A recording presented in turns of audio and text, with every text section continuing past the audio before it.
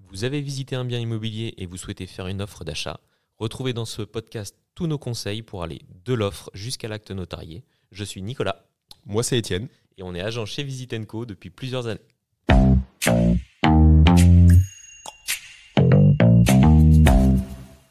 Alors Nicolas, ça y est, j'ai visité 2 fois un bien, un appartement ou une maison. J'ai envie de me lancer. Qu'est-ce que je dois faire ? Eh bien, tu vas sauter le pas et rédiger une offre d'achat. D'accord. Qu'est-ce que doit comprendre l'offre d'achat du coup ?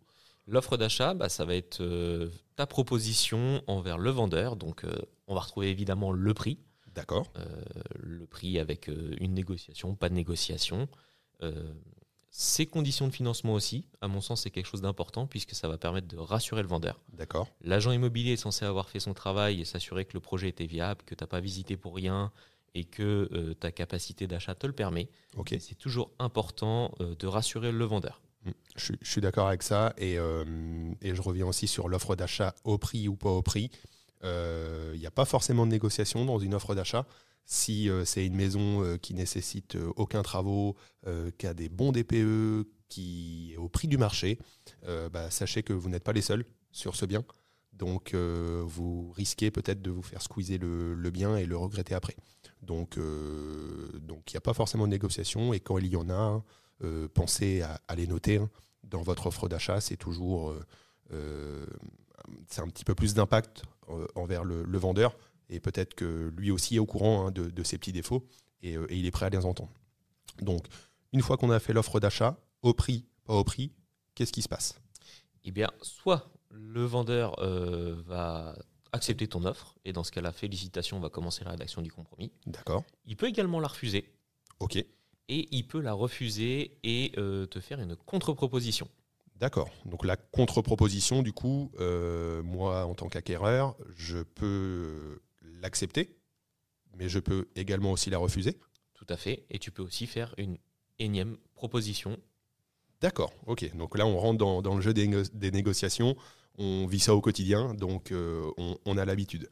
Une fois que vendeur et acquéreur se sont mis d'accord sur un prix, on va signer ce qu'on appelle un compromis de vente, du coup. Tout à fait.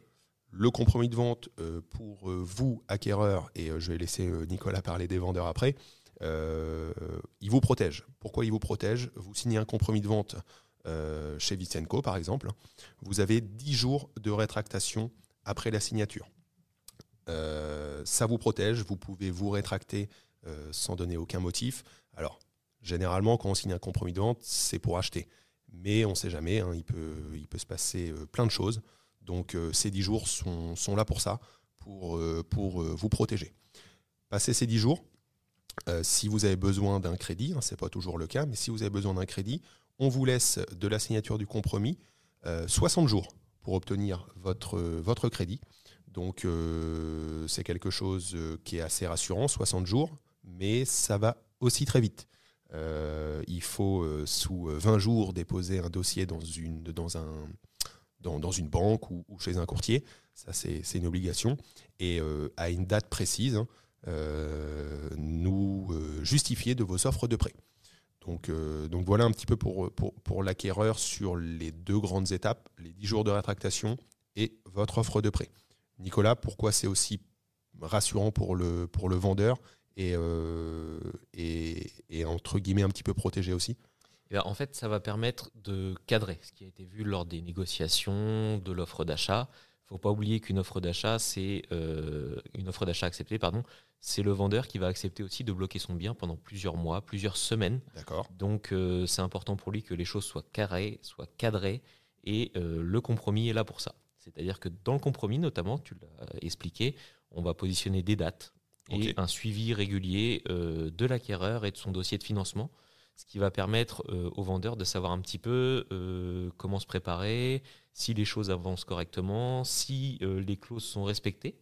Parce que les clauses de négociation, ça peut être, par exemple, laisser un établi qui n'était pas prévu ou faire des travaux. D'accord. Mais si le dossier n'avance pas, le vendeur, de son côté, il a fait des travaux pour rien. Oui. Donc, c'est important que tout soit cadré et tout ça, c'est noté dans le compromis. D'accord, on a une sorte de calendrier en fait dans le compromis, c'est ça ? C'est ça. Avec des dates. Les deux dates les plus importantes, j'en ai parlé tout à l'heure, c'est l'édition de l'offre de prêt. Donc 60 jours après la signature du compromis, à cette date-là, vous devez justifier de vos offres de prêt. Donc il faut s'y prendre à l'avance et normalement, quand le conseiller immobilier a bien fait son boulot, il n'a pas visité le bien sans en amont prévoir le financement. Hein. Donc souvent les acquéreurs sont aux aguets là-dessus et ont déjà vu un organisme bancaire. Donc l'offre et l'édition des offres, normalement, va assez vite. Qu'est-ce qui se passe du coup une fois qu'on a l'offre de prêt ? Et une fois qu'on a l'offre de prêt, nous, on va se charger de prévenir les notaires déjà. D'accord. Histoire de les prévenir que l'échéance se rapproche et de s'assurer qu'il n'y a pas de contretemps ou de choses qui pourraient perturber la bonne tenue du dossier. D'accord. Et on va aussi commencer à prévoir la fameuse revisite avant signature. D'accord. La revisite du bien, c'est ça, avant la signature notaire ? C'est ça, tout à fait. En général, ça intervient 48 heures maximum, je pense que c'est bien, ouais. Pour la revisite, puisque ça va être la dernière visite avant de passer chez le notaire. On va faire le relevé des compteurs, on va s'assurer que tout est conforme au compromis, et on va s'assurer aussi, et surtout, que rien ne manque ou rien n'a été dégradé pendant ce temps-là. D'accord. C'est vrai que l'acquéreur est protégé un peu sur le bien immobilier parce que dans notre compromis, par exemple, on a une clause de mise en état des biens, par exemple. On doit pas laisser une maison avec des cartons encore dedans pour la signature notaire. Enfin, voilà. On ne va pas la laisser se dégrader également. Tout à fait. Donc, par exemple, si un ballon d'eau chaude vient à casser ou à fuir, entre le compromis et la signature notaire, ça, c'est malheureusement au vendeur de le réparer et d'entretenir en fait sa maison. L'acquéreur, lui, a visité un bien à un instant T au moment du compromis de vente. C'est là où on a fixé toutes les conditions. À la signature notaire, ça doit être la même maison. Ça veut dire aussi, et on l'a vu dans notre quotidien, le four, par exemple, qui reste dans la cuisine. Marque, allez, on va citer Bosch. Et à la signature et à la revisite du bien, on se rend compte que c'est une autre marque et peut-être, souvent, c'est dans ce cas-là, c'est une marque un petit peu inférieure. Donc ça, c'est pas bon. Parce que dans le compromis, on a bien noté que c'était un four Bosch et c'est le four Bosch qui doit rester pour la signature notaire. Donc voilà, le vendeur doit garder son bien en bon état et identique au compromis de vente. La revisite, du coup, sert à ça. Elle sert aussi à vérifier si tout fonctionne bien, Nicolas. Tout à fait. Est-ce que les volets descendent ? Est-ce que les fenêtres ferment bien ? Oui. On ne sait jamais. Hein. Il peut y avoir des surprises. On peut aussi savoir si éventuellement il n'y a pas eu une infiltration ou quelque chose à ce moment-là. Ouais. Puisque dans certains biens, c'est des biens qui peuvent rester plusieurs semaines sans être visités. Hein. On ne vend pas que des maisons occupées. Donc c'est des choses... en fait, on s'assure que tout est conforme au compromis de vente. Et c'est d'ailleurs ce que vous noterez normalement sur la fiche de revisite. C'est-à-dire que chacun est d'accord pour dire que le bien est conforme au compromis de vente et qu'on peut signer en toute tranquillité. C'est ça. Et c'est ce que je conseille. Alors, chez nous, c'est une obligation. Hein. C'est indispensable, la revisite du bien. Chez nos confrères aussi, hein, moi, des fois, je le vois dans certains compromis, c'est pas une obligation. C'est pas noté dans le compromis, mais moi, je vous conseille toujours pas de l'imposer, parce que vous pouvez peut-être pas quand même, mais demander à votre conseiller, avant la signature notaire, de refaire un tour de la maison. Tout ce qui est vu avant la signature, on peut encore s'arranger. Je sais pas, un volet, tu l'as dit Nicolas, qui descend pas, qui fonctionne plus. On peut encore s'arranger avec le vendeur.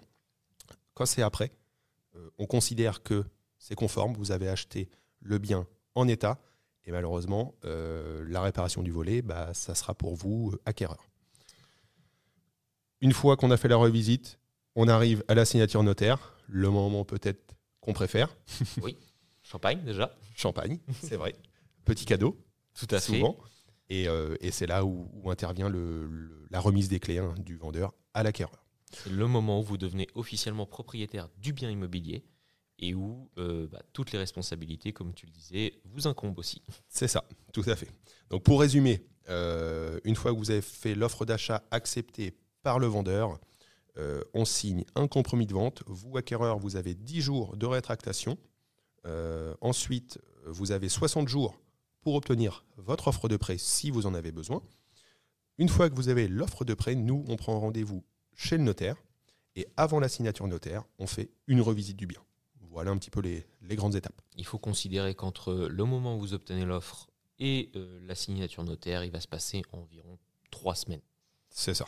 Et entre le compromis et la signature notaire, généralement, on est autour de 3 mois. J'espère que ce podcast vous a plu. N'hésitez pas à nous poser vos questions sur votre processus d'achat, sur un conseil lors des visites. On fera d'autres podcasts, Nicolas. Avec grand plaisir. Et puis, nous, on vous souhaite une bonne journée. À bientôt. À bientôt.